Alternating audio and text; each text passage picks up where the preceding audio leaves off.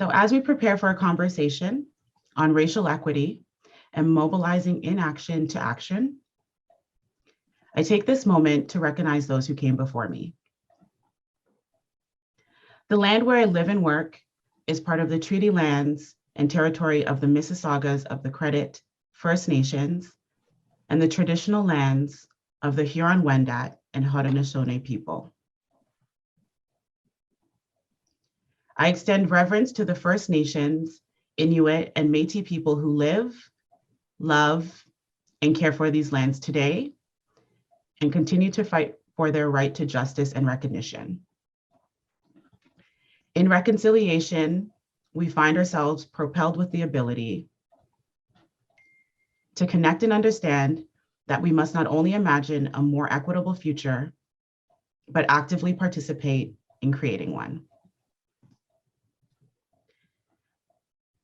Today's session will look at anti-Black racism and Islamophobia, consider intersectionality, and reflect on the impact within the immigrant and refugee-serving sector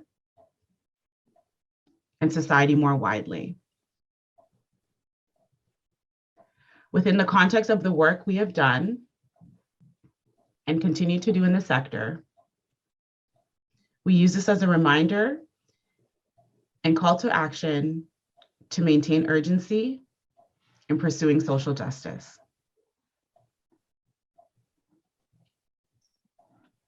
We dedicate this space to reflect on past and recent events of hate, discrimination, and racism, where hope may be lost and has the opportunity to be found. And with that, a guiding question for today is, what brings you here? I invite you to personally reflect on this question as we move through the presentation and into discussion. I hope that this will offer everyone the opportunity to listen, learn, and reflect on how we contribute to enacting change in our organizations and communities. With that, I introduce Afua Cooper, a multidisciplinary scholar, author, and artist. Her research on slavery and Black history has made her one of the leading figures in African Canadian studies and an expert on Canadian slavery. Dr. Cooper holds the Killam Research Chair at Dalhousie University, where she teaches. Welcome, Dr. Afua Cooper. Thank you, Asha. Thank you for such a warm introduction. And I would like to thank also Beverly Lawrence and the entire team at OCASI for inviting me to present this morning. And I also want to thank the audience, all the people who have come out. It's early in the Eastern Standard Time Zone, so I do appreciate people taking the time to come out for the presentation.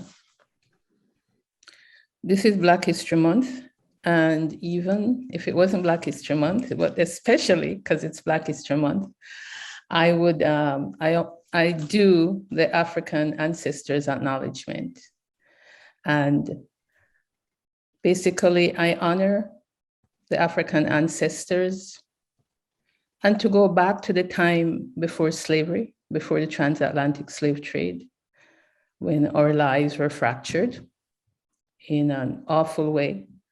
So I thank the people, and to know that Africa had great civilizations, great kingdoms, great culture, from Takrur to Kush, from Monomotapa to Kemet. I also acknowledge and honor the millions who were stolen, kidnapped and stolen from Africa, and the millions who died in the Middle Passage on their way across the Atlantic Ocean to these parts, to these Americas, to work as slaves, to produce wealth for Europe.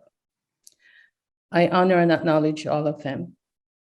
I also want to take the time to acknowledge my parents, Ruth and Edward Cooper, for giving me life and making me all that I am today. Thank you. At this moment, I'm going to share my screen and begin the presentation.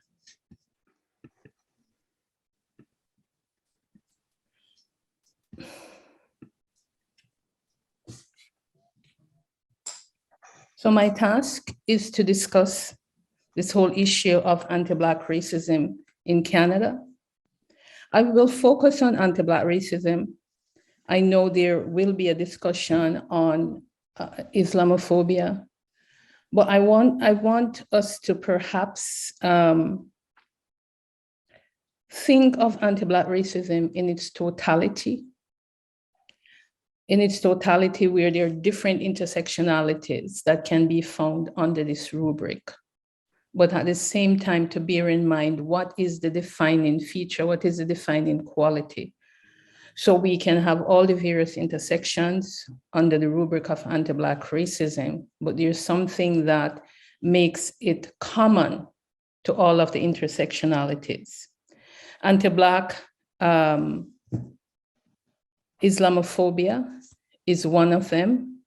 But like I said, that is something I hope we can take up in the discussion. For now, I just want to focus on the kind of superstructure that is anti-Black racism. First, let us have a definition.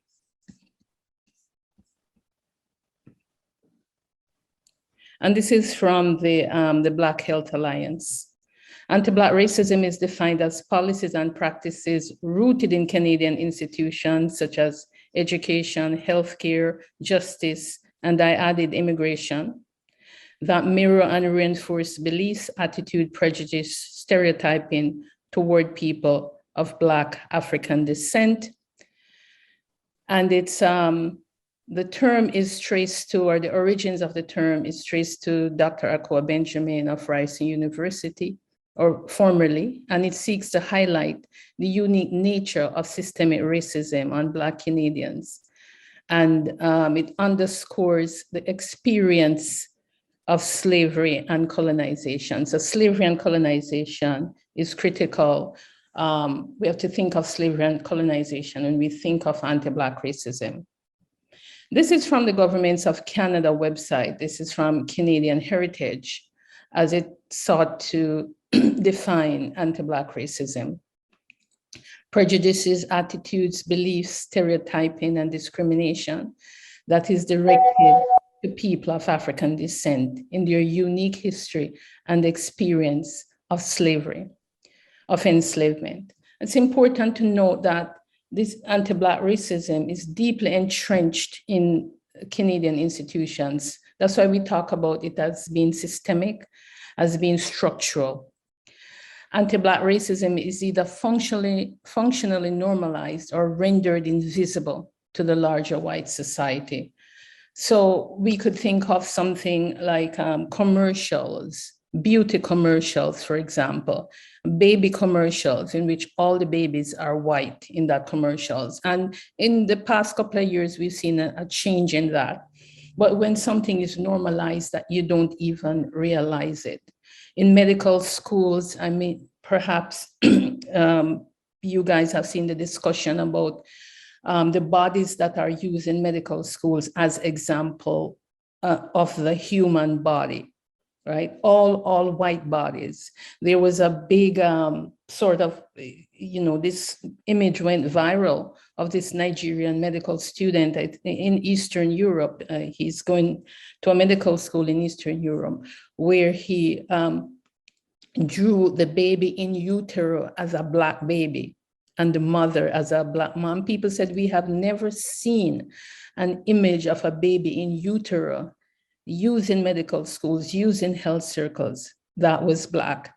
And, it was an aha moment because in 2021, the student did this in 2021, people are thinking, wow, we have never seen that. So, you know, anti-Black racism, it's normalized to the point that it becomes invisible. It is manifested in the legacy of this current social, economic, and political marginalization of African Canadians. So there's a legacy, there's a result of anti-Black racism. And as I've said, both definitions talk about it being rooted in slavery, being rooted in colonization, being rooted in slavery in Canada and slavery in the Americas, and the whole institution of slavery within the Western world as a whole. And some of the manifestations: lack of opportunities, lower socioeconomic status, higher unemployment, significant poverty rates, and overrepresentation in the criminal justice system. And because OCASI deals with immigration issues, I should also add, as I did add in the first definition, that to put immigration here, this whole question of immigration, it's not something that's invisible. It's something that affects our lives on a daily basis. So, for example, if we think of something that might seem really simple as a visa office, the location of a Canadian visa office. And if we think of the continent of Africa, which has, you know, a population now of say 1.4, 1.5 billion people. But if you ask yourself, how many visa offices are in Africa, on the continent of Africa, relative to the size of its population? Not many, actually, not many. There are not more than 10, and if there are, not more than 15. The last time I checked, there was about 12 visa offices for the entire continent. So if you're in Sierra Leone, for example, and you're approved to come to Canada, you can't just go to Freetown, the capital, and get your landed visa. You have to travel to Dakar, Senegal, which is 2 countries over. So you either have to take a plane, you have to find money to take a plane to go to Dakar. You have to find money to, buy food for at least a week. It's gonna take about that time to do all the paperwork and get everything done. Or if you can't afford to take a plane, then you have to take a bus, and drive across 2 countries to get to Dakar to pick up your visa. And if you're, say, on the islands, in the Atlantic islands, Cape Verde or Cabo Verde, it's the same thing. You have to fly to Dakar, or if you're in the southern area, southern region of Africa, it is in Pretoria, South Africa. You have to go to Pretoria, or Nairobi, Kenya, if you're in that part. So we have to ask ourselves, why does the Canadian government have so few visa offices on this very large continent with a very large population? Now, I don't want to engage in this issue of competing marginalization, but when you look at, say, Hong Kong, for example, with a population of close to 8 million people, Hong Kong has 16 visa offices where you can go and pick up your visa. So there's less stress on that population to get a visa as compared to an African population. And a similar thing is happening within the Caribbean, where you have a large, high Black population. So this anti-Blackness, and there's no other way the Canadian government can explain this other than, they won't say it's anti-Blackness, they'll find another way around it. But it's, in my opinion, this is a patent example of anti-Blackness in immigration.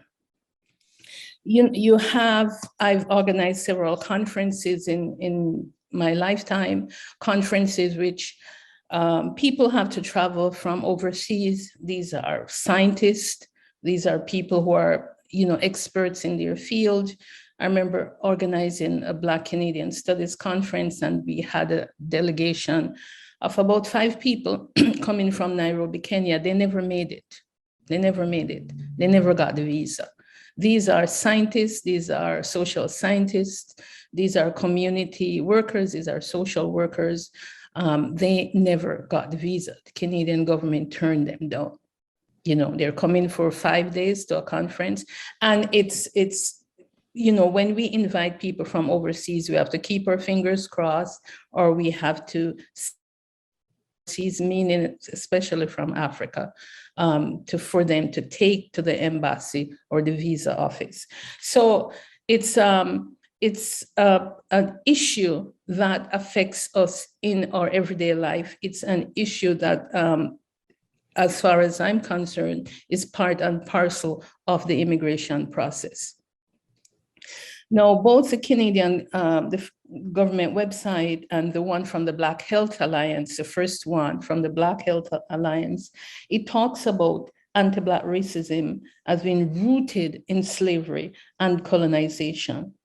In my ancestors' acknowledgement, I talked about the kidnapping of people from Africa, people who, you know, were packed in the bottom of slave ships and carried across the ocean, the Atlantic Ocean, to these parts.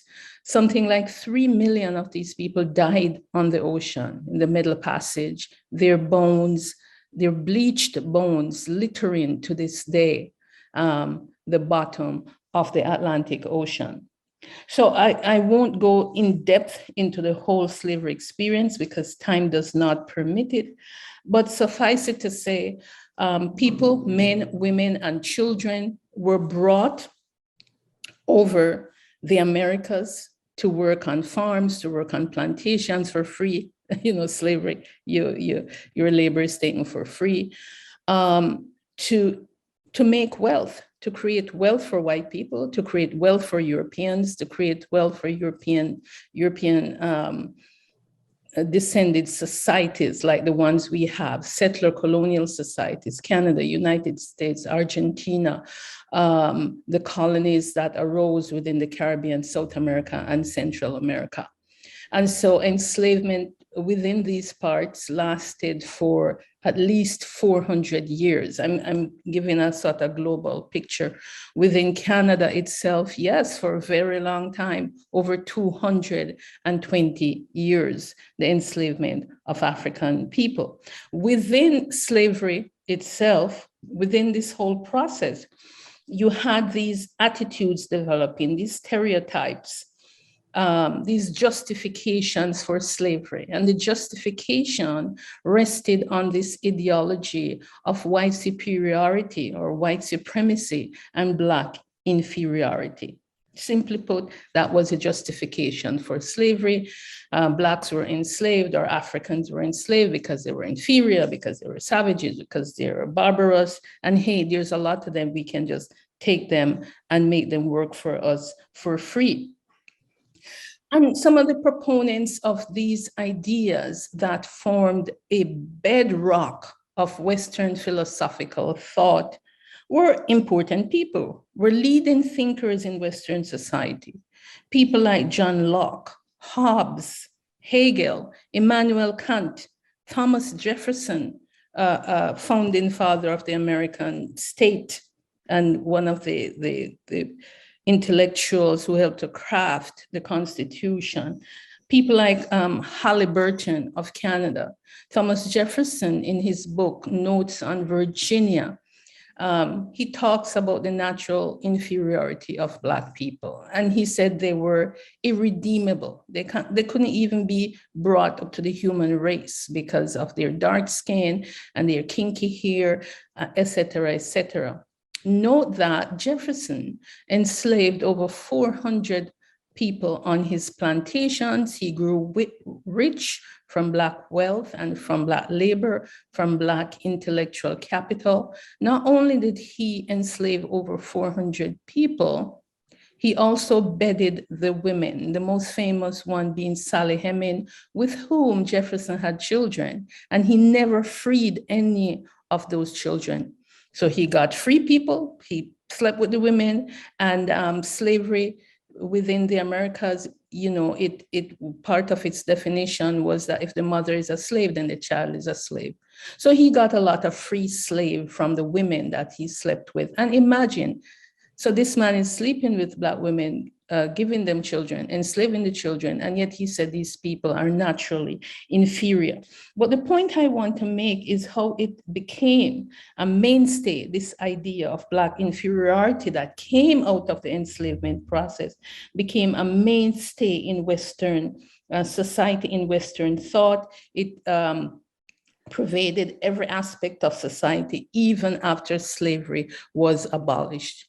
So even after slavery was abolished within the British world in 1834, these ideas, these prejudices, these beliefs became current, were a mainstay of life. So talk about, these ideas, beliefs being normalized, rendered invisible. It was in the very air that we breathe, right? So after slavery ended, what you had, it was followed by segregation, was followed by Jim Crow. Because slavery ended, but you didn't have social and racial equality. White people still control the political process. They still own the land. They still control the economy, and paid Blacks really a starvation wage. So you didn't have the leveling of the field. In fact, in the British world, what the British government did, what the Crown did, was to pay the slave owners for the loss of their property, because slaves were considered to be property.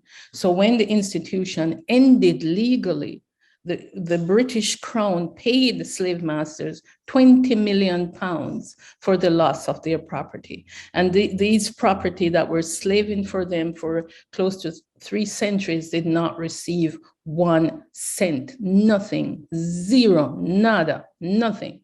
They said, okay, now you guys are free, go do your thing, knowing full well that the next day, these so-called newly freed people would have to return to the plantation to work for the former enslavers for a pittance. And so within the post-slavery world, segregation followed. Within Canada, you had spatial and occupational segregation. So Blacks lived in communities far away from the white town, so the white people didn't really have to interact with them on a daily basis, but close enough so that when whites needed labor, they could, go there fast enough to get labor, to get people to clean their house, look after their children, work on their farms, do the roads, build the roads, right?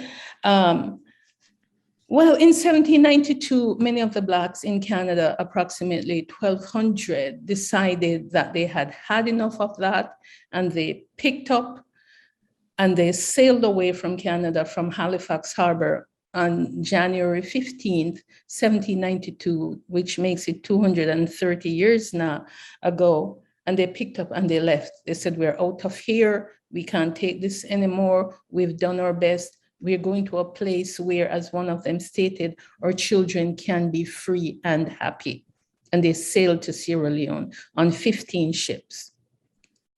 And so the manifestations of anti-Black racism from the time of slavery was very visible in this exodus, in this departure of these 1,200 Black people from Nova Scotia and New Brunswick to Freetown, Sierra Leone. There were other manifestations, which I will not go into right now, such as a race riot in Shelburne and Birchtown, where the Black communities were attacked and destroyed, people's homes burnt down and they were beaten. This was in 1784, where there were the bylaws, laws that were made that restricted Black mobility.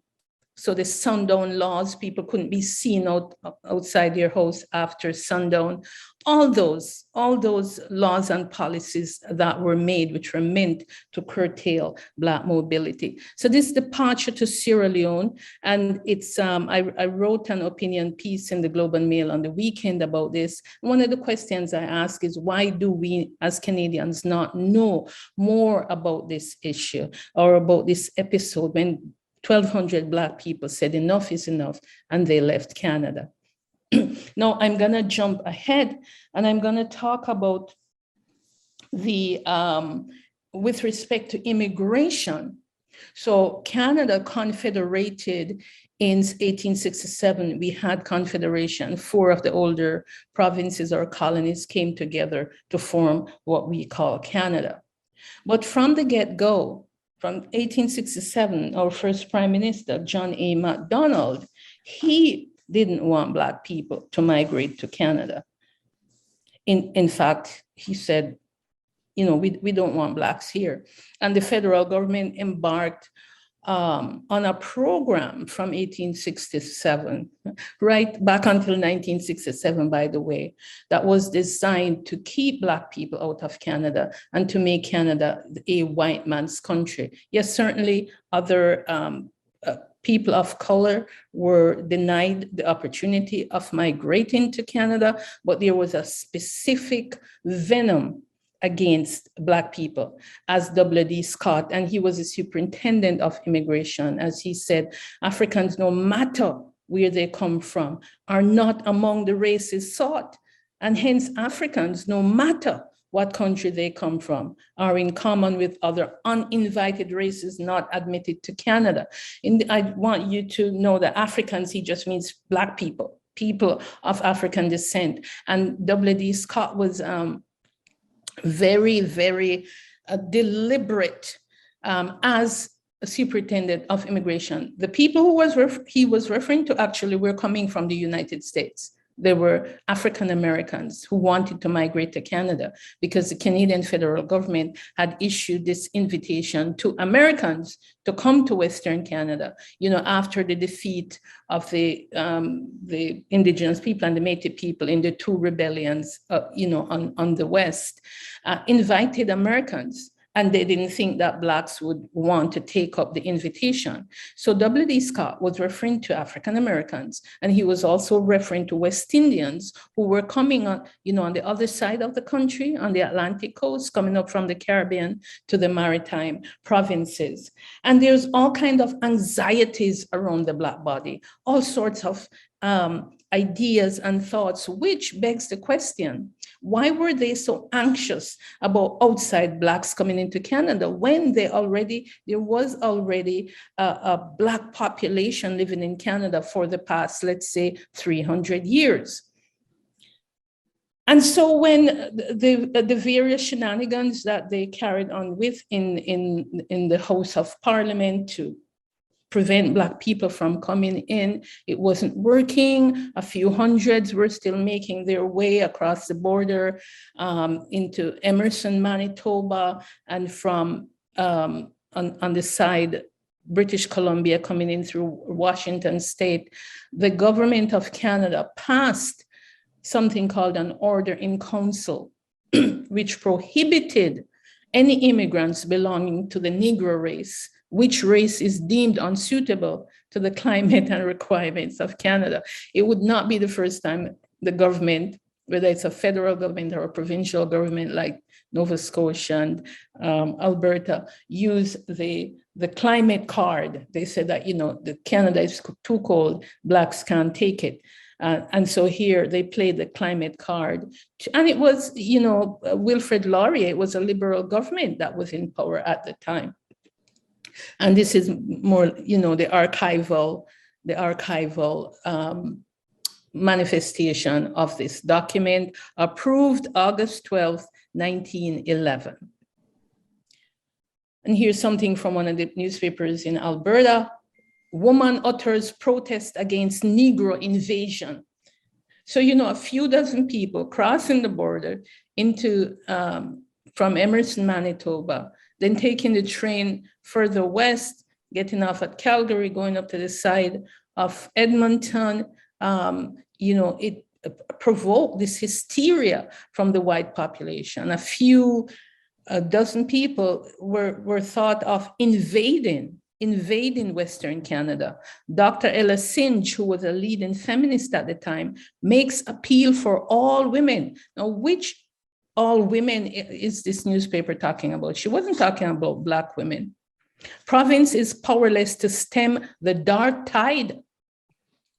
So Black migration was seen as an invasion to Canada at that time, because the whole eugenics debate was going on about which race was suitable. The so-called Anglo-Saxon race was placed at the, the top of the pyramid, and, Blacks were firmly at the bottom of the pyramid. And our W.D. Scott, he said, Canada is a white man's country, and that the fertile lands of the West will be left to be cultivated by the white race alone. This is what he wanted. So these few hundred farmers who were coming from Texas and from Oklahoma, Black farmers and Nebraska, because they understood prairie agriculture, who were coming in, were not seen as suitable, were not wanted. And so this is, you see all the anxieties, all the hysteria, and you have to ask yourself, well, where did Canadians, how did they learn know about these stereotypes? Well, there was slavery in Canada. Canada was part of the British Empire. It was part of the French Empire. And all these empires were built on the white supremacy, were built on the ideology of white supremacy. So our federal government at the time put so many obstacles in the path of the prospective Black immigrants, and those who arrived were sort of shuttled off into segregated communities, that, by the time we get to 1920, it had dried up, both coming from the American end and coming from the Caribbean end into Atlantic Canada. And the immigration minister, at the time it was called superintendent, but really he was the minister, to use modern parlance, was hugely powerful. The prime minister listened to these people. And so for 100 years, from 1867 to 1962, 1967, you had this ban on Black migration. Now, Black people did come in, but as students, if you think of someone like Austin Clark and Rosemary Brown, but as students, you could come as student if you could pay the fee for McGill or University of Toronto or Dalhousie University, or as domestic workers. The women could come in as domestic workers, and the men as farm laborers. So they had to come in a service, primarily in a service capacity, not as immigrants, not as people who want to bring their spouses and their children and start a new life in Canada. It wasn't only until 1962 under the Diefenbaker government that, a change was made. Because 1962, it's modern. The whole world is protesting against the apartheid system in South Africa. Canada now wants to take a leadership role in the United Nations, but Canada has a white-only immigration policy. It did not look good. And previously, in the previous decade, in 1954, you had people like Bromley Armstrong and Harry Gary and Mr. Moore, his first name escapes him right now, but Mr. Moore, a group of people who formed themselves into a collective and who went to Ottawa to protest the white-only immigration policy. And so if I'm asked what is one of the contributions of Black agitation in this country, it would be this whole immigration situation, because that group, along with other groups, petitioned the federal government and protested against this white-only immigration policy. So it wasn't just Diefenbaker and his ministers who were saying, look, we can't continue this anymore. There was a fire coming from within Canada itself and coming from the Black community that you have to open up the system. So in 1962, you had the point system was introduced. And then in 1967, when Pearson became prime minister, that was further elaborated. And that was when you had a massive, by 1971, a massive flow of Black people, especially from the Caribbean, coming into Canada.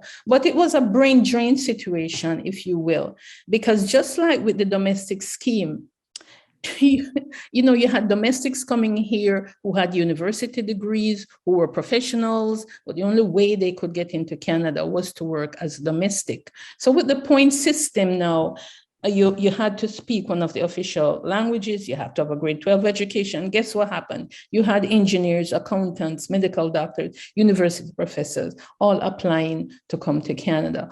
Whereas, but the rub was you could come from Europe with a grade 3 education. Now, with the whole Alberta situation, as I've said, some families did manage to come in, and I really like this picture of the map family of Amber Valley, Alberta. And Amber Valley is north, it's about 2 hours north of Edmonton. So think of that. We're actually going into like a sub-tundra climate. 2 hour, you kind of pass, in the area of Athabasca. Very cold, short growing season, but that's where they could be placed. It was an all Black community. I love this picture because they're hopeful, and here the flowers and the people look beautiful as they look at the camera. But they did manage to come in. About 1,500 Black people from the American plains did manage to come into Western Canada in spite of the draconian immigration measures against their migration. I'm gonna quickly come on, speak about the modern situation. Here we are right now in this moment, and I'm going to focus on criminal justice and its impact on the Black community. So if we think of this anti-Black racism as rooted in slavery, as rooted in segregation, as rooted really in the Western philosophical system with respect to Black people, then what we're seeing here shouldn't come as a surprise. So you let them in to work as laborers. You grudgingly open the schools so some of them could come. But then they're subjected, they and their children and their generations are subjected to police violence, to mass incarceration, and to what I call criminal injustice. Street checks from the 2019 Halifax Regional Police data, which noted that Black men were 9 times street checked, meaning a racial profiling carding, than white men, even though Black men represent only 1.8% of Halifax's population. Incredible. In Toronto, 27% of all carding victims are Black, even though in Toronto, Black people only form 8% of the population. So this is an incredible statistic. The first one from the police itself, the Halifax Regional Police. The second one from the Ontario Human Rights Commission, from the document that they produced in 2020 called A Disparate Impact. We talk about here the impact of street checks or the legacies of street checks. And there is an impact for everything. The federal government website talked about, the impact and the legacies of slavery and of racism. So racial profiling, really, this is not theoretical. This is a fact. Racial profiling led to the death of Jermaine Carby, Junior Alexander Manon, the wounding of Sophia Cook. Street checks treat Black people like second-class citizens and have antecedents, have their roots in the Black codes, past laws, slave laws, and sundown laws, as they had this sundown law in many parts of Ontario and many parts of Nova Scotia, designed to regulate and control Black bodies during and after slavery. It's just incredible. And again, from the Disparate Impact Report, Ontario Human Rights Commission, that when Black people have an interaction with police, they are nearly 20 times as likely to be shot dead. This is in a Western democracy of Canada. They're 6 times more likely to be taken down by a police dog. And if you know that during the period of slavery, dogs were used, these same dogs that you see police with, these same dogs that you see that they used to attack the people during the civil rights movement, These are the same dogs we see on the streets here. 6 times, Blacks are 6 times more likely to be taken down by a police dog. It is simply incredible. So if we go from slavery, if we come to the Order in Council in 1911, we come to this, then we have to ask ourselves, are Black people subjects or are Black people objects? And this is another disturbing statistic, the increase in Black people's incarceration in federal prisons by 70%. And the data is there for you all to see. I'm sure many of you have seen this data. And overall, Black people make up less than 3% of the Canadian population, but a 70% increase in federal prisons. This is a national disgrace. Hate crime, and this is all from the Canadian censuses, by the way. Hate crime motivated by race or ethnicity, 2016 to 2019. Now this one is from the police data, not from the federal census, but there it is. It's clear here where the 2016 is the dark, sort of the dark blue one. 2019 is the purple, the vertical column there. And it's clear for you to see that Black people are disproportionately impacted by hate crime, reported hate crime. This is what's reported to police, because sometimes you may be a victim of hate crime, but you don't bother to report. If you think, well, I didn't die, I didn't lose a limb or something, I'm just gonna go home and deal with it. But here in living colors is what the police have told us about hate crime, and as you can see, it's almost, for the Black community, it's almost double, triple that of some other communities. In 2019, 46% of all police reported hate crimes were motivated by race or ethnicity, and there you have it again. The Black community is 14 plus above other communities. The data is there, you can look at it for yourself. But this is very, very disturbing data. And how do you explain this data? And so the resistance continues because Black people have always resisted. I talked about Bramley Armstrong and Mr. Moore, Don Moore, that's his first name, Donald Moore, and Harry Gary and others who went to Ottawa in 1954. And the resistance continues to this day. The United Nations came here in 2017, and they said, we have found that Canada's history of enslavement, racial segregation, and marginalization has had a deleterious impact on people of African descent, which must be addressed in partnerships with African Canadian communities. The UN report that the poverty rates for Black people is more than 3 times the average for whites. So over something like 40% of Black children in Canada, and again, I stress, a Western democratic nation, is living below the poverty line. The UN recommended, and it's good when you have an outside body like the UN coming in, they have an objective eye, supposedly, and they're saying, hey, this is what Canada needs to do to address anti-Black racism.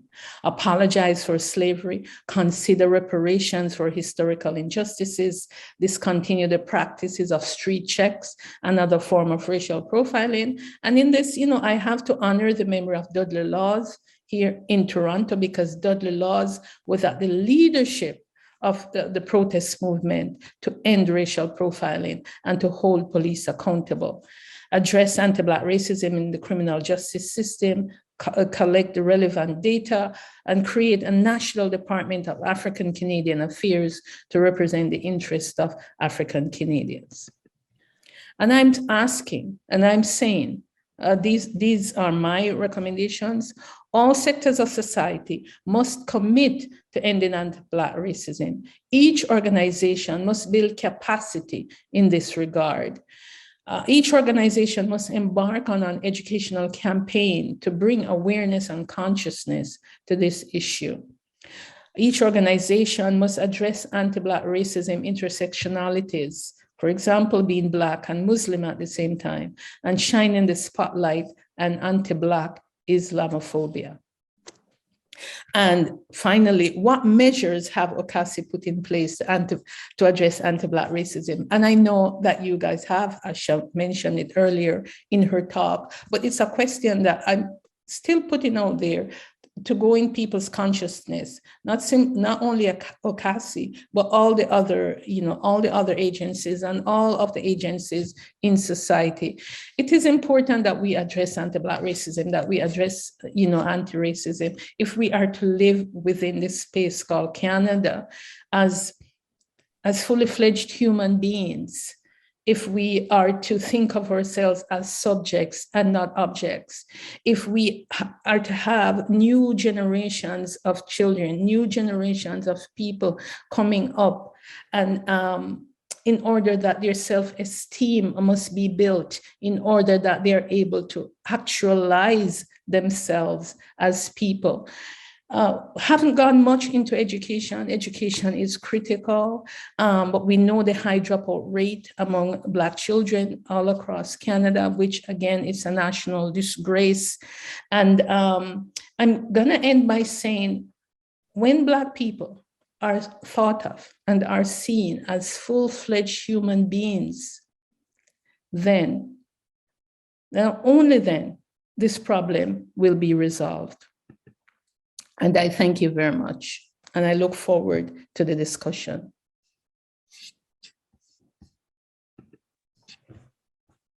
Thank you, Merci, for your presentation, Dr. Afua Cooper. I think we all can walk away with a lot of learning, a lot of reflecting. I will follow through with the break that I mentioned at the beginning of the session. So we'll take a 5-minute break, or we'll return around 11. If folks have any questions to pose in the chat during that time, we will ask them when we return. And I did note some hands throughout the presentation. So if you'd like to share your question when we return and or write it in the chat, feel free to do so. And we'll see you back at 11.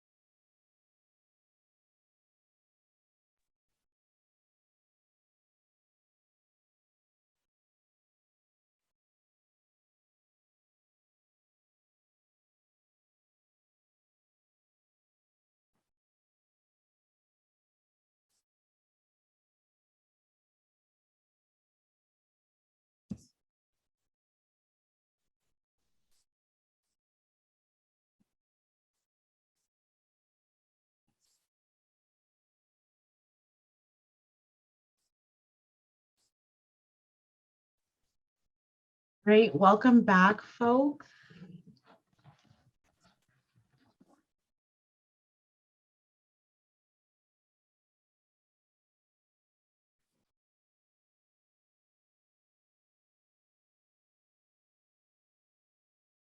So I'd like to ask if anyone has any questions that they'd like to pose. I did see some hands throughout the presentation.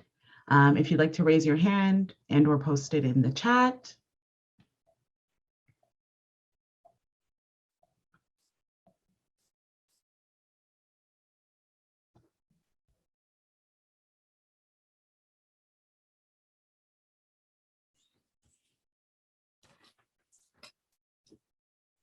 Screen. Perfect, hopefully.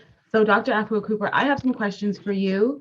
Thank you for a wonderful presentation. Some that I came up with prior to the presentation, some that I've come up with throughout your presentation. And as folks raise their hands, I will ask their questions first. So I see that we have a question or comment from Alejandra. If you'd like to go ahead.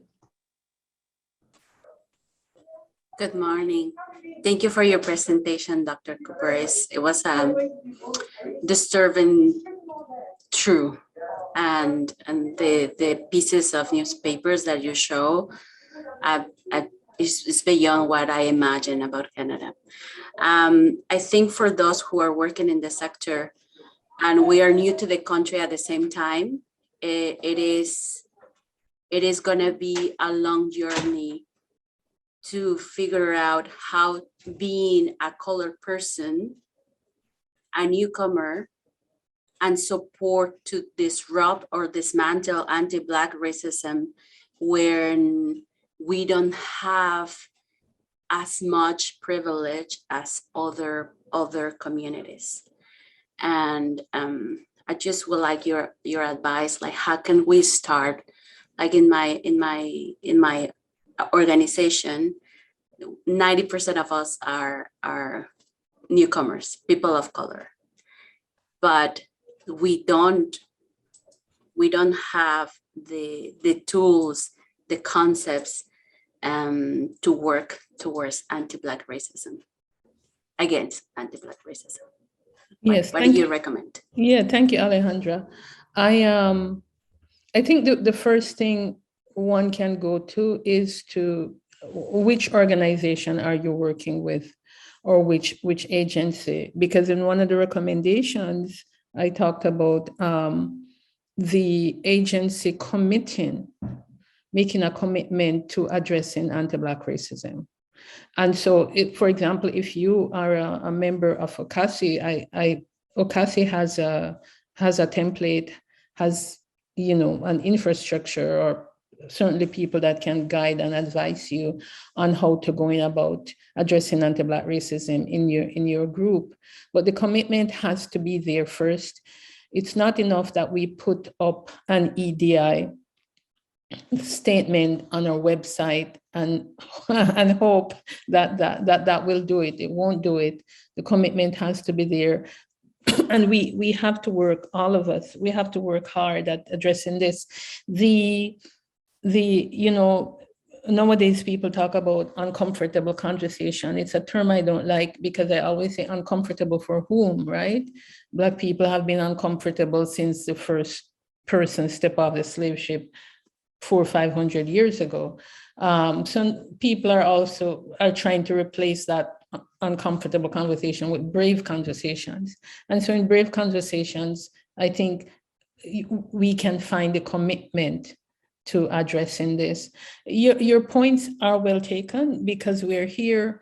It's not as if, when you step off the plane, you're given a booklet on the history of Canada.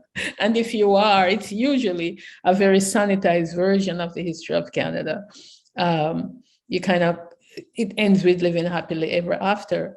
I always think that when people do their citizenship application and then they're passed and they're going to be sworn in to become a Canadian citizen, that there should be some civic lessons.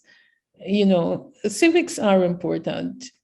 Civics is social studies, to say something about the history of the country, to talk about the First Nations, people who were here, what happened at contact, just some basic things to kind of put everybody in that consciousness of mind. But say if you're born here, you lived here, you're raised here, you grew up here, then we're assuming that the schools will do that work. Unfortunately, the schools don't. But so it's left up to what is to be done, or what can we do? And I've listed some of the recommendations there. So thanks for your question. And again, there's no excuse. I mean, there's a lot of misinformation on the internet, but there's a lot of good information on the internet also. So do some Google search and begin to educate your own self. Thank you. But just to finish, I just applied for my citizenship and I did my test last Saturday. Oh, wow. And what was it? What kind of questions were you asked? I know they asked you like the capital of the Yukon or. Yeah, but nothing conflicting. But right. Also the discovery guide, it is, as you say, sanitized. There's nothing about the mistreatment of Indigenous kids in the residential schools. Like I share in the chat that how the Canadian government embraced the fact that the British Parliament was the first to break enslavement, as if that was a first step and they are the heroes in this history. Like it is disturbing to see that truths are not being told in the official history that newcomers are learning, and also in the schools that where kids are learning. Yeah, and you're right. I mean, that I saw the note you put in the chat, and it's partially true, it's partially not true, because it was a Black woman named Chloe Cooley. And in fact, I think today, Historica Canada put out a heritage minute on Chloe Cooley, which is very good, by the way.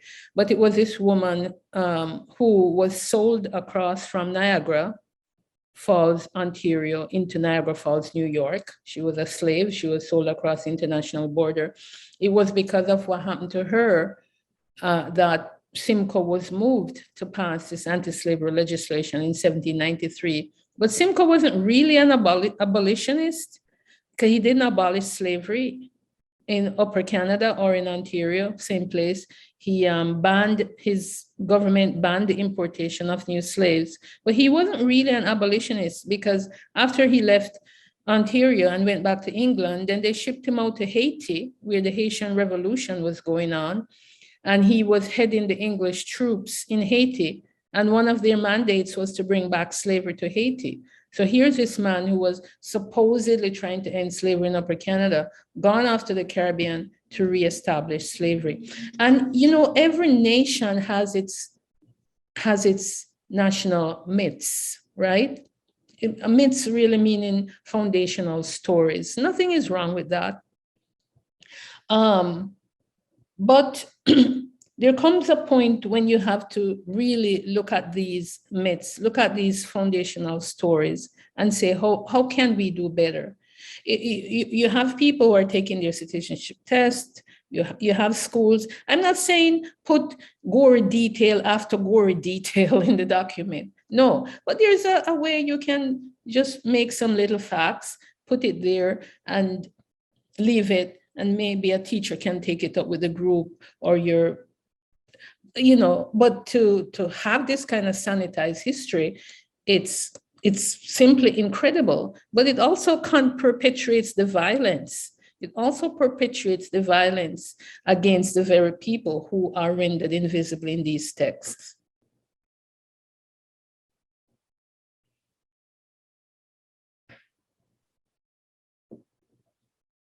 Thank you. And we have a comment, a quote from Marcus Garvey. People without knowledge of their past history, origin, and culture is like a tree without roots. And I think it does highlight a lot of the conversation that we're having around education and knowing our histories and the importance of knowing that within the Canadian context. We have another question in the chat that asks, what are some methods on individual and then organizational level that we can incorporate in our lives to address anti-Black racism daily? I mean, you know, Asha, you began this with a question, and I think your question was very simple. And it's, let me see if I can find it. Anyway, I think I can remember it. You asked, why are we here? Or why are you here in this session? And it's a good question. And so we have to come back to consciousness and to awareness. First thing for me is like we live in this plural space. It's a plural society. There are so many people of different ethnicities here, you know, within the land space from sea to sea to sea, you know, in the indigenous nation space.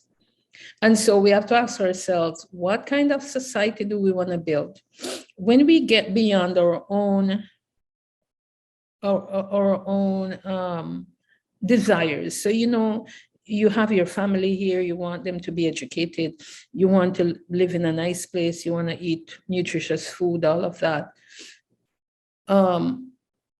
You know, it reminds me of, there's a line in Curtis Mayfield's song, The Impression, People Get Ready, which Bob Marley sang, and everybody think it's a Bob Marley song. It's actually The Impressions. And it says, is there a place for the hopeless sinner who would hurt all of mankind just to save his own? Well, you know, maybe you can take out the sinner bit, but it's really speaking to our own selfishness, where as long as we're okay, as long as our children are okay, as long as our families are, we don't care what happened to other people. We don't care what happened to our neighbors. So we have to grasp this vision of a great vision of what we think Canada could be like. If it's based on our common humanity, based on respect, based on care, based on compassion. So we can end poverty, we can end discrimination, we can end homelessness if we have enough love. That's basically it. If we love our neighbor. People are hungry, not because there's a lack of food in the world or a shortage of food. People are hungry because there's a shortage of love. What is priority? So we can buy fighter jets for $30 billion, but we can't have a national housing strategy. We have not had universal daycare in this country since the Second World War. Believe it or not, in the Second World War, you had universal daycare because they wanted women to work in the factories. You even had night daycare. The federal government created night daycare. Women could take their kids in the night, leave them in daycare and go off and work in the factories. After the war ended and the men came back from the war, they said, okay, you women, go back home. They shut down the daycare centers. We have not had universal daycare since 1945, right? And the experience in the Second World War tells us that we could have universal daycare. So the commitment is not there because of who we elect and who we put in parliament, whether it's federal or provincial. So it's all a question of priority. So how can we end racism? We have to center the humanity of each and every single one of us. And for school teachers, when those Black children come in your class, you just see them as your own children. You see them as someone you could love. You see them as bright and talented people who could invent the cure for whatever. And even if they don't invent the cure for whatever, it doesn't matter. Their humanity is what matters. To follow up on that question, Dr. Afua, I think a large conversation or what we see is competing interests. And so the question I have is around where we find competing interests around hate, discrimination, and I believe you mentioned this in your presentation, racism. And for others, it could be an existential question, right? When we're looking at whiteness and white superiority. How do we ensure reckoning with anti-Black racism remains a priority, especially in pursuing targeted universalism? And you touched on it, but Right. It has to pour more of an application or practical in a practical way. Yeah, thank you. Yeah, it is important that we keep the focus on anti-Black racism, because oftentimes, you do a talk like this and someone said, well, that other group, they're discriminated against, too, or, and I've had this experience with at the institution where I work, you're talking about anti-Black racism, and suddenly now it's about every other form of discrimination affecting every other group. And then the focus, and I remain quiet, and then I opened my mouth and said, this is a classic display of anti-Black racism, where we cannot, it's so hard for us to center anti-Black racism, right? So how do we counter that? Is to just call it all the time and maybe pick up our paper and our laptops and walk out of the meeting and said, I will not participate in this meeting because I'm here to talk about anti-Black racism. And here you are diminishing it, subverting it, and, working out all kind of compromises. And the thing is, I've been in this community of Canada long enough and been involved in social activism long enough to see and to know that Black people have been at the forefront of some of these struggles. I talked about the delegation that went to Ottawa in 1954 to protest the white-only immigration policy. I also mentioned Dudley Laws. He headed the Black Action Defense Committee, and also mentioned Akua Benjamin. And so many other people who have struggled across this country for Black people. But when the opening up happened, everybody benefits. And that is not recognized. The struggles that Black people have put their selves, their bodies on the front line. We see with George Floyd, we see how that has opened up discussions about other forms of discrimination in the continent and around the world. Are we going to remember Mr. Floyd? And so why the definition that I use from the federal government and the Black Health Alliance, both definitions talk about the uniqueness of anti-Black racism and how it's rooted in this history of slavery and colonization and segregation. Within West, and anti-Black racism, obviously, it's not something that just happened in Canada, it's global. We know that, we see that as Black people are crossing the Sahara Desert and drowning in the Mediterranean, and those who made it into Paris, France, or Italy, we see the terrible way in which you're treated in these places, right? So it's a global phenomenon. You have anti-Black racism in Black countries, you have anti-Black racism in Africa, in the Caribbean, right? But, going back to the previous question, are we really willing to address anti-Black racism? Because so much of our comforts depend on anti-Black racism. We have this seminar going on right now. We're using our laptops, we're using Zoom, we're using, or iPhone and so on. Right? But it's Africa that enabled all of this. And Africa can continue to enable all of this in a humane way. But right now, the way it's been enabled, it's not humane, because we have children digging for coltan in the Congo, and other people, adults too, but huge use of child labor in the Congo to produce these minerals that we use in the production of our laptops, on our cell phones and other instruments and devices. Are we willing to give that up? Are we willing to protest, throughout the night and throughout the day, to say justice for people in the Congo, justice for children in the Congo? Are we willing to do that?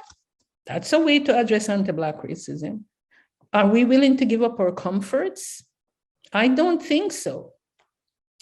So the conversation has to move from beyond the academic. It has to become visceral, because people die, hundreds of people die every day. What happens to the Congo is beyond belief. I don't even like thinking about it, because it sent chills to my body that in the past 2 decades, like millions and millions of people have been killed, have been murdered, and that our government, our federal government, is so much a part of this murderation, as people say in Jamaica, right? How are they? Because Canada is the mining capital of the world, even more than the United States. The mining power in Canada is tremendous. Canadian mining companies run things around the world. They run things in the Congo. They run things in Colombia. They run things in Jamaica. They run things in Indonesia. And so as you had a vicious civil war going on in the Congo, you had Canadian mining companies still opening, planes still landing, the chemicals or the dirt or whatever, the coltan, still being loaded on, taken to Brussels, taken to Paris, taken to Vancouver, wherever, to be mined. Are we willing to get down to the brass tacks? So the focus has to remain on anti-Black racism. It is this shattering of the world that happened in 1494 when Columbus crossed the ocean, and in 1503 when the King of Spain authorized the transatlantic slave trade, and it shattered the world, it shattered Africa, it shattered Black people, and it put Black people on the lowest level of humanity from the perspective of Europe, and that we're still grappling with that. That's why we have to keep the focus on anti-Black racism, because Black people must be restored to humanity.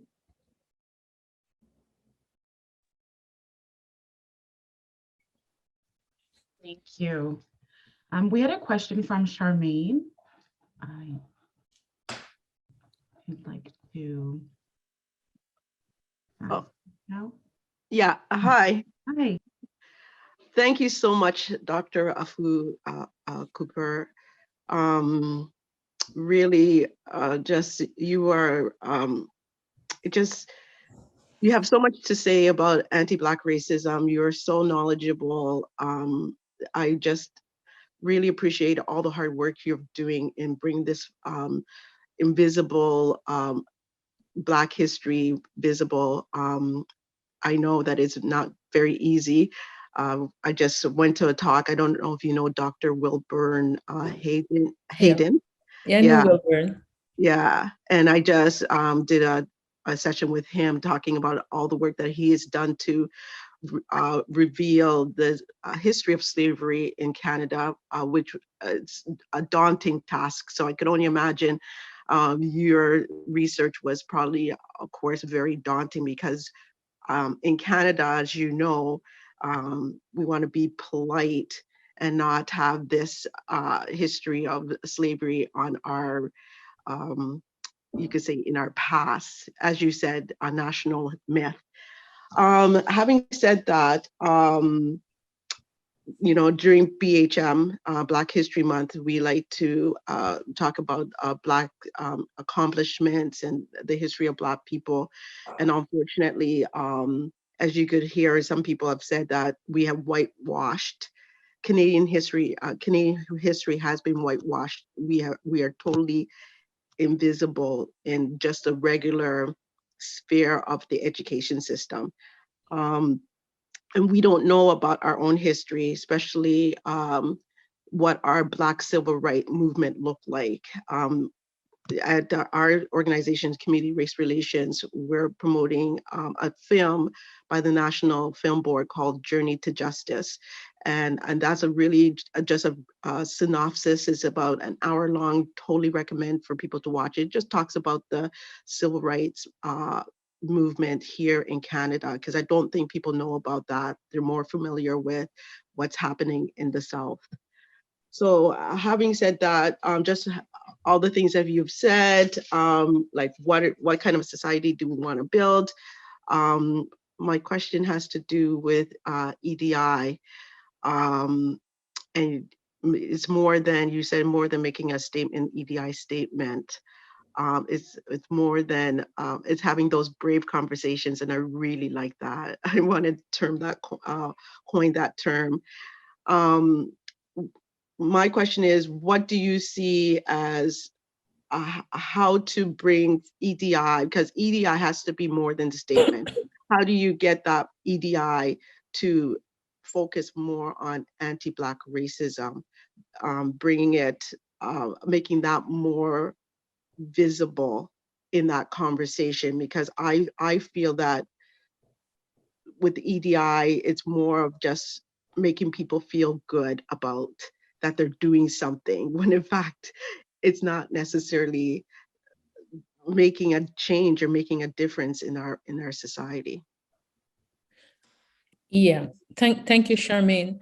Yeah, to the question, and I go back to how do we bring EDI to our places of work, where it's not just, you know, a checkbox. We have you know, we have accomplished hiring a Black person or two. But to make it a commitment, is it something that we really believe in? Do we believe that there is a problem? First, we really have to ask ourselves, do we believe there's an issue? If the question is yes, we make a commitment. And of course, you're gonna come up with opposition, or opposition is going to find you, because there are people who are going to say, well, how about that group? How about this group? When I was teaching at Rice and we wanted to officialize the Caribbean Studies program, like create a program, because we were teaching courses in Caribbean history and they were very popular, they were fully subscribed. And we went through all kind of rigmarole for about 2 years to set up the program. And finally, the administration, they kind of led us on this garden path. And we thought it was going to happen. And then finally they said, oh no, because, you know, suppose the Chinese said they want their own program, or the Filipinos or the South Asians. And I'm like, and that's not a problem. If the entire world, if all the people who've been marginalized say they want to set up a program and have a curriculum and have courses, I think that's fantastic. But that was the reason they gave, which just blew my mind. So of course I resigned and I left, because, you know, for 2 years, it was like send the fool a little further. They asked us to do this, we did it. We came back and finally they couldn't hide anymore. But that's the reason they gave. So you will come upon opposition. They people will say, oh, this group or that group. And all you have to say is yes. And when you look at the data, this is where, you know, the society in which we live in, they only care about data, which is important. But when you bring the data and you said, well, you know, after 20 years, after 30 years, these particular groups, they have actually reached a certain level, the Black people have not. But you have to be fierce, because people will want you to just say, okay, you're getting a good salary, you should just go home and watch TV. Why are you worried? Why are you interested in this? Just forget it. So the commitment has to be there, number one.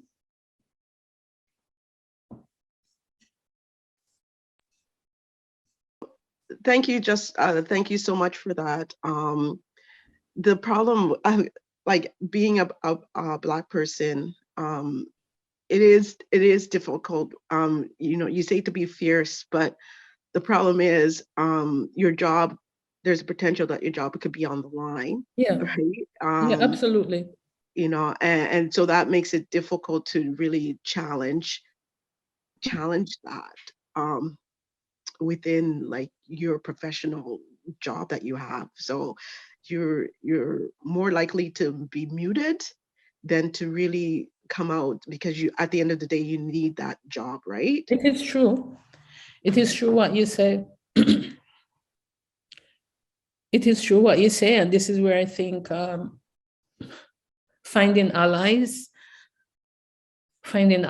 building a caucus, even if it's with one other people, having a support team. Someone mentioned Marcus Garvey earlier on, and that was kind of like the Garvey, the Garvey way to, you know, the individual is weak. The individual can always be blown down by the wind or by whomever. But when you have a community, when you have a group of people you work with, there is strength in numbers. You know, the motto of the Haitian people is strength. There's unity, l'union fait la force. Strength. There's strength in unity, right? So you come together and you're strong, and with that you can, you know, push the agenda a little further.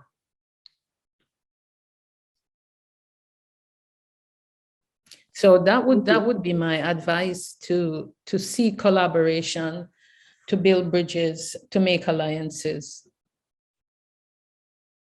If you look at all of the movements, you know, I'm sure, I know OCASI has an anti-Black racism mandate and program. It just didn't happen overnight.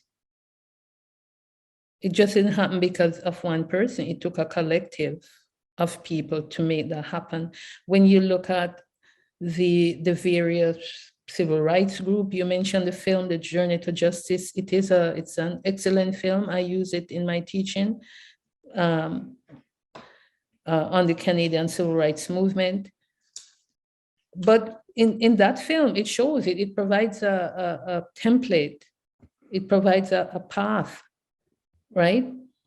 It was all about collective action. The porters, the Black sleeping car porters, they came together and they organized and they lobbied and they wrote letters and they petitioned and they strategized.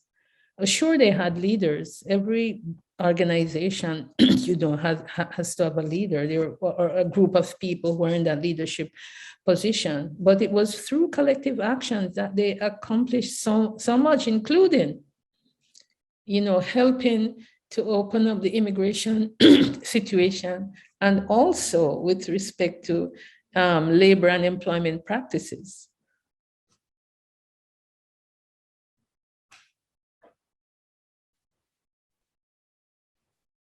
You. So Dr. Cooper, there is a comment in the chat, and something that you've mentioned and I want to touch on and bring up before we depart from this conversation. One is around the intersections of anti-Black racism and Islamophobia, which I think is important for the conversation, and the other around negative conceptions about resistance and movements as it impacts the work of anti-Black racism in Canada and across the globe. So the comment is, what I do know is enormous. What I did not learn and what was not taught is enormous. As a young white girl born on the land called Canada in the 1960s, I brought into a myth of Canada the good, Canada the just, Canada the innocent. I am on a journey of learning of the atrocities that continue to this day, of my unconscious bias, of the systems in place that perpetuate anti-Black racism. And a profound thank you to you, Dr. Afua Cooper, for this education. But I did want to ask a question around the idea of the Black body. As we reflect on recent events, Debbie also mentioned this. And then what are some ways that folks can begin to challenge these assumptions in organizations and as individuals? And how do we provide adequate supports and services that inherently confront anti-Black racism? Okay, thank you, Asha. So do you want me to talk about anti-Black racism and Islamophobia? You mentioned it. Yes, and that was also another question of the intersecting identities and how this impacts experiencing navigating various sectors, but also in terms of disrupting misconceptions and attitudes towards immigrants in Canada and of immigrants coming to Canada. Okay. And the second question was what? Around the Black body, primarily related to recent events. So in the news, and Debbie also mentioned this, around the murder of Latjor O'Toole in Calgary, and our understanding and relationships to Black bodies, and how anti-Black racism really does contribute to that, or understanding of anti-Black racism in relation to that. Right, thank you. So yeah, so Muslim Black people, it's a very interesting, and I'm just going to focus on this particular intersectionality, because people will say, well, what about this intersection? No, focusing on this one. Are really in a unique position when it comes to racism and discrimination. I'm sure you're all aware of the attack on Black Muslim women, especially in the province of Alberta recently, women who wear the headscarf. And so there's this kind of double whammy going on. So from the wider society, so that Black Muslim people experience, and also within their own Muslim community, non-Black Muslim community, where they face anti-Black racism. So it's kind of like, whoa, hit both sides. And what is to be done? There is, I'm gonna send you, Asha, a beautiful essay that was written by someone talking about confronting an anti-Black Islamophobia, which you can share with your colleagues here. And so it's just for people to bear that in mind, for Black organizations to bear that in mind, that you're going to have Black people who are coming in who are going to be Muslims and who may require, and all organizations who may require particular accommodations, like a prayer space, for example, a clean space, who do not want to hear the snide remarks about women, especially about the Black Muslim woman's body, who we have to be cognizant of the fact that people might be fasting, and what does that require? You're not going to go in front of them and be chomping down on your burger, because that happens in some contexts where people deliberately are, making fun of Muslim people who are fasting. By the way, the month of Ramadan is beginning soon, the month of the fast, like early April. So it's, but also with respect to immigration, so many people, Black people are coming into Canada, right, or who have come in the previous 2-3 decades are Muslims. They're coming predominantly from the continent of Africa. They're Muslims, and they will continue to come. The other issue I want to bring up here is also Francophone Muslims, because oftentimes we don't think about Francophone Black Muslims or just Francophone Africans or Francophone Black people who are coming, especially on the prairies. We're very much aware of, Quebec, especially on the prairies. Canadian census, last one, 2016, tells us the fastest growing Black population right now is on the prairies, especially in the province of Alberta. So it's just to be aware of those issues, and to be aware of the kind of special burden, if you will, that visible Black Muslim people carry. And when I say visible, in terms of dress, and you can identify that person, that person is, but they're also invisible. If I come to you, with my bald head and said, I need a prayer space or whatever, I have to pray, you're gonna look at me and you're gonna say, but you don't look like a Muslim. So then people have to be aware of, their own prejudices, or what does a Muslim look like or not, or is a Muslim only a person of South Asian or Arab heritage? One of the fastest growing Muslim population in Canada today are Black Muslims, especially from the continent of Africa. Quickly on the issue of the Black body, I think that's what I've been talking about all morning. This whole perception of how Black people in all their intersectionalities are perceived by the police and other members of society. It's the whole issue with the dog and pulling out the gun. It's like reflex action. It's almost like you're back in the time of slavery, when the patrollers was running down the slave and pulls out the gun and shoot the person, right? We have not. My theory is, and I'm sure other people have thought this, but here's a theory I have. There has not been any psychological intervention in the white psyche for the past 400 years with respect to Black people. Slavery ended, fine, you guys go do your thing, go struggle, go work hard. But this thinking about Black people has not been interrupted. It's the same kind of thinking. It might be dressed up in certain garments, it might be transformed, but it's the same kind of thinking that you're dealing with property and you're dealing with a subhuman person. So you do not have to, treat them with any kind of consideration. Everybody remembers Dylan Roof, the 15 or 16-year-old guy who went into that church in 2015, I think, in South Carolina, pulled out his gun and murdered those 9 Black people. And when the cops finally came for him, they treated him so well. He said he was cold and they gave him a coat to put on.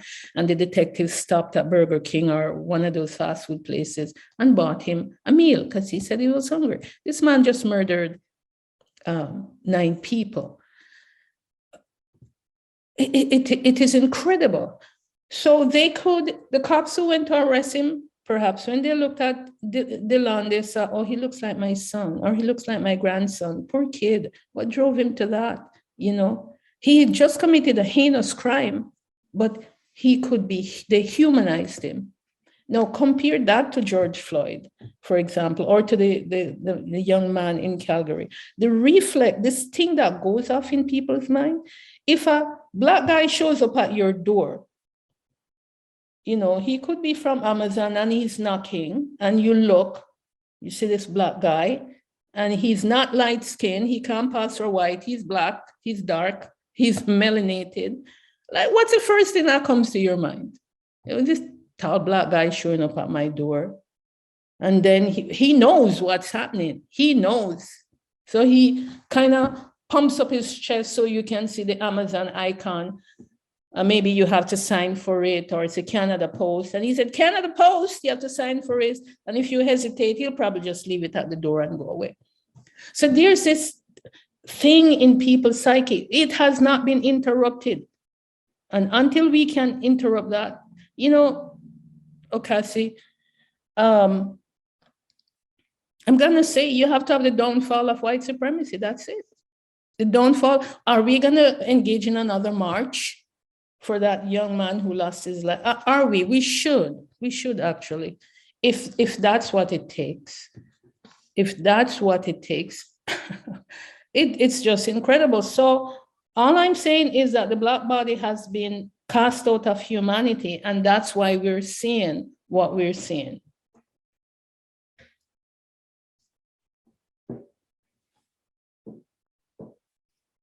Thank you so much. And to end with that thought, thank you. I want to ask if there are any further questions from folks in the session for Dr. Afua Cooper.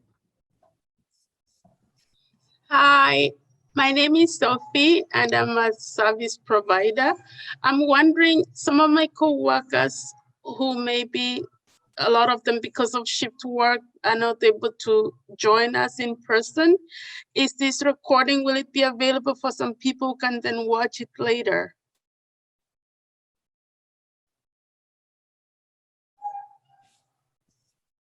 I think, Asha, you have to answer that. So in the chat, yes, I was actually unsure. So yes, it will be posted on the OCASI YouTube channel. Okay, thank you. Okay, you're welcome. Any additional comments or questions?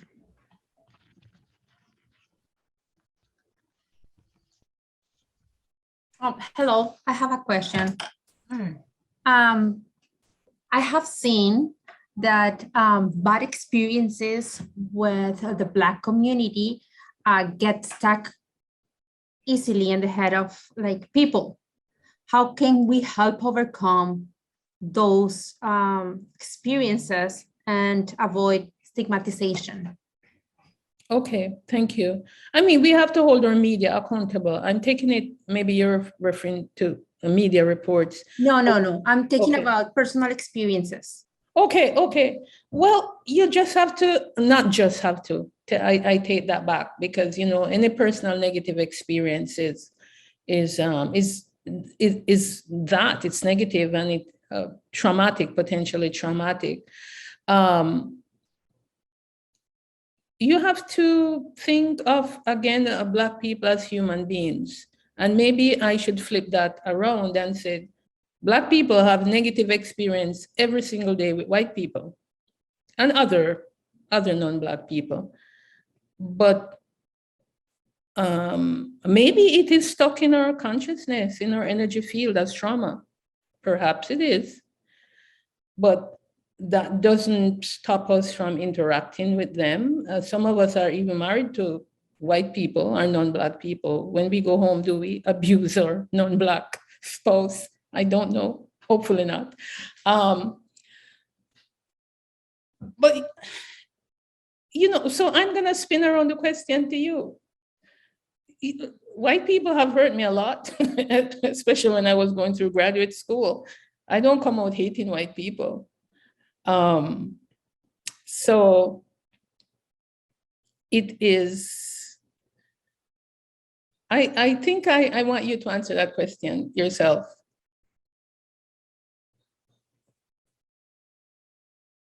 Or maybe someone else in the audience.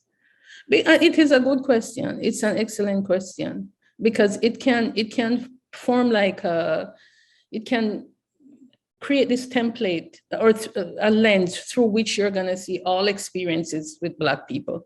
So if the Amazon guy shows up at your door, you may not open it because you had a terrible experience with, I don't know, a Black bus driver or something.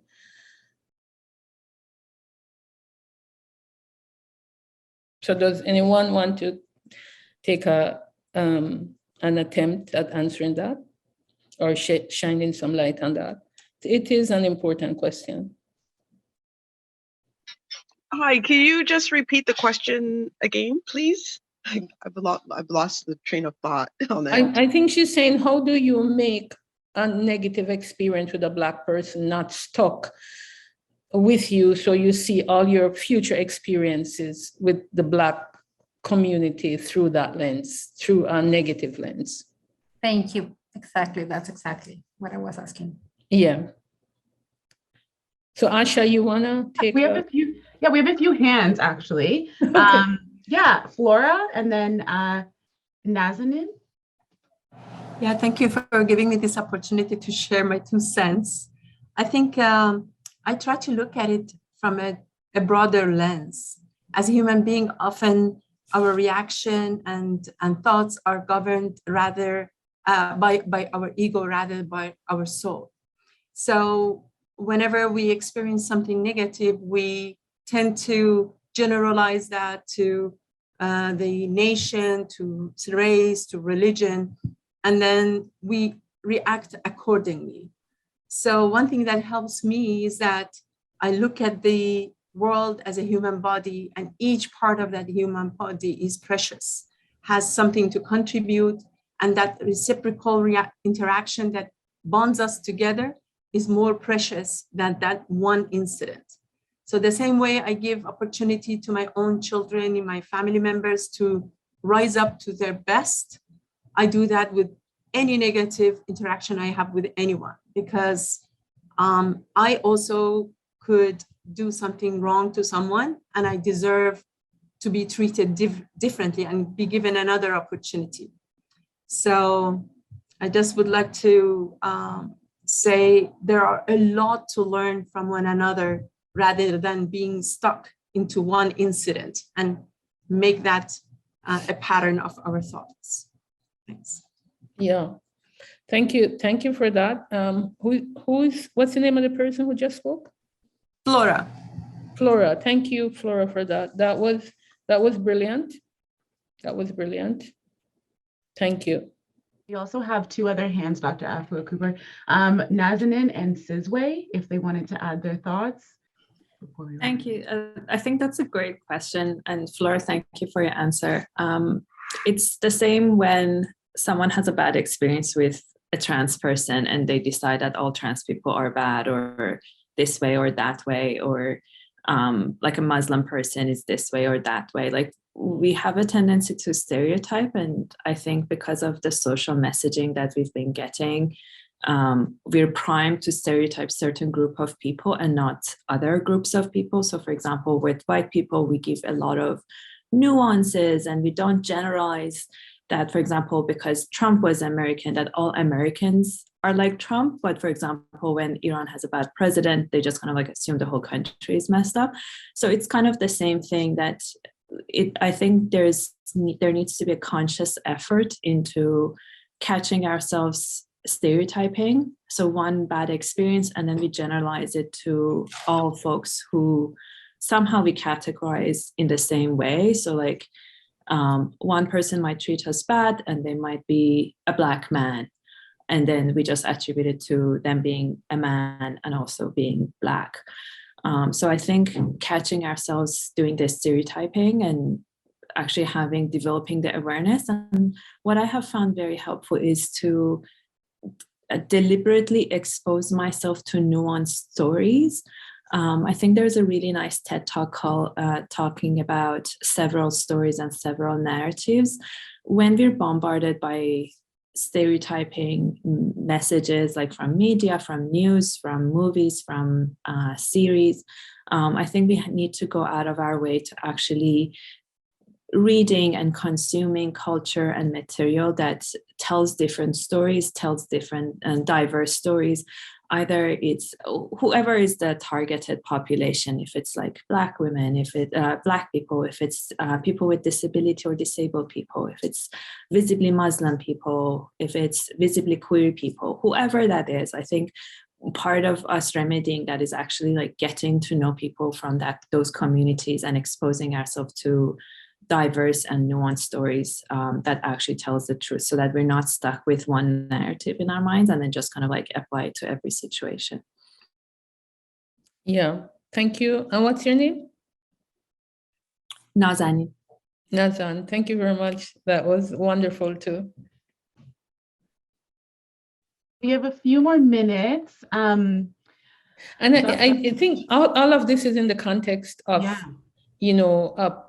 a particular majority, or in the context of white supremacy. Because if you're in, say, Iran, for example, and an Iranian, and you're Iranian, other Iranian person behaves towards you as a jerk, you're not gonna say, oh, because that is your majority. You're aware of the nuances, you know the multiple stories, right? When you're in a context like this, we are in Canada, in a situation of white supremacy, then everything that's outside of, the norm, first of all, is seen through a suspicious lens.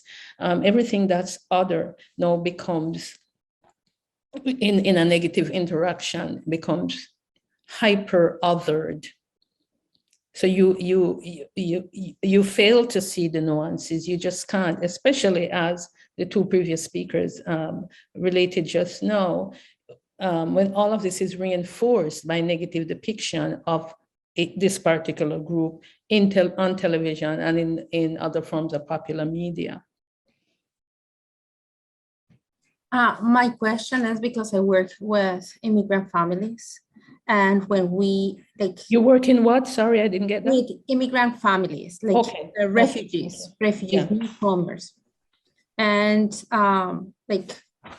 we get a lot of stories of children being scared at school by the way some other kids behave and interrupt classes, and they see a pattern, and I don't know how to deal with it. I don't know if telling the story of trauma is gonna help or is gonna be worse, or I don't know how to deal with their experiences. Those experiences are real as well. And I don't know how to deal, how to make them understand that behavior at school when they feel threatened and scared, and coming from dangerous situations as well from their own countries, and coming and facing the noise and the behavior of boys and girls of color, sometimes very loudly and that kind of stuff. And I don't know how to deal with it. Yeah, I hear you. And does the school not have certain resources in place, resources like personnel, like relevant personnel, social workers, principals, senior teachers. I mean, Oh, that, yeah, but they come to me and they tell me the story. So my reaction cannot be, oh, go to your principal and talk to them. So I want to like give a different perspective, but yeah, I need resources. yeah, I think that's the first step. You are in a difficult position, and especially that this is an issue with the school board. This is an issue that the school board has to take up, and that particular school. But when that situation has happened, in that immediate moment, I mean, you do need help, you do need resources. So what have you been doing to address that? Do you want to just jump in for a moment? We are nearing the end of the session, and I think a lot of the conversation has contributed to really understanding and Dr. Afua really considering and looking at the structures that exist as it relates to education, justice, immigration, et cetera. But I do want to give the opportunity to Sizwe and Jacqueline to add their final comments before we do wrap up. Okay. So yeah, Sizwe, did you want to comment? I'm not sure. Yeah, actually, just one moment. I mean, the previous speaker, the person who just spoke about the educational situation. Yes. And so perhaps in the chat, someone could write something and give her some pieces of advice and other forms of support. Yeah, thank you. Thank you. Thank you. Oh. I wanted to say something really quick to the speaker who just laughed about the school system.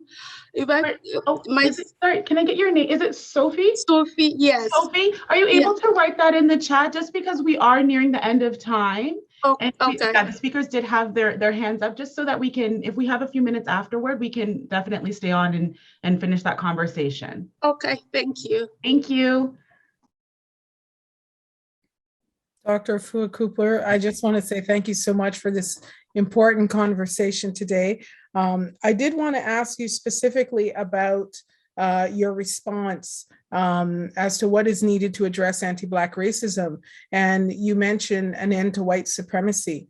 So I'm just wanting a little bit more in terms of your thoughts on the plight of Black women and our specific experiences, which I think you so eloquently addressed this morning, regarding how our experience is different from that of Black men and white women, and how our experience is largely gendered. And you highlighted our experiences during slavery, segregation later on, the domestic workers scheme scheme in relation to immigration practices within Canada, but also, our ongoing experiences of sexual violence that has not ended from slavery to today. So in addition to ending white supremacy, I'm wondering what your thoughts are for the unique experience of Black women. Also, if I may, sorry, Dr. Cooper, before you go on to the response, can we get Sizwe's question at least noted down, and then we'll end following your responses? Thank you. Good day, Asha. Good day, Dr. Afua. Thank you. I just had a question about what is your idea on hope, especially for the Black community? A lot of folks within the community are thinking about, building our futures. You hear a lot about Afrofuturism, and also, how our relationship with time with Black people, it's very cyclical. And, our history tends to repeat itself in terms of, the violence that we have, gone through. But my question is, what are your thoughts about hope, or what are some of the things that you are seeing or envisioning that you hope for us as a community for the near future? Is a question I would like to hear your thoughts on. Okay. And thank you. Thank you. You're welcome. Thank you, both Sizwe and the previous speaker. Yeah, I'm ending white supremacy would include all of what the speaker named and identified, would include all of those things. because honestly, a lot of those things came about as a result of white supremacy, the violence against women, Black women then and now. And so, destroying and breaking down white supremacy would destroy, in my opinion, those things too. Of course, it's work, it's a long road. Again, coming back to commitment, but it's not impossible. And it ties in with the words from the second speaker about hope. I am hopeful. I'm very optimistic. We have Black history, we have the Black present, we have the Black futures, but I also want to stress here collective action. In terms of Black hope and Black future, there has to be collective action. It can't be an individualized thing. There's an African saying, I stand on the shoulders of my ancestors. I am here because we are, which all of those thought processes emanate from this whole idea of collective action. Thank you. Thank you very much. I have a very short question. Can I ask that? Do you have time, Dr.? No, I do have a hard stop at 12 o'clock.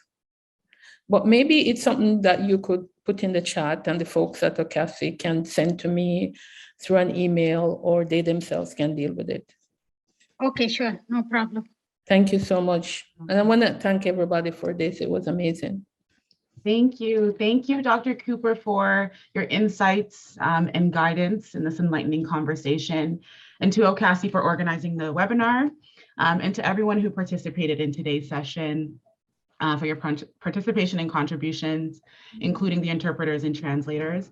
And I will also share Dr. Cooper's website handle in the chat for folks who are interested in following up with her work or interested in learning more about Dr. Cooper.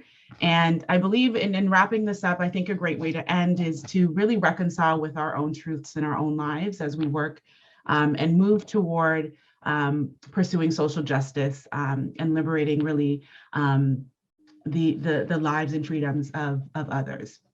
And so I do thank you all for being here. And I hope you all have a wonderful day. Thank you, guys. Thank you. Thank you so much. Thanks, Asha. Thank you, Dr. Cooper. The interpreters. Bye-bye. Bye.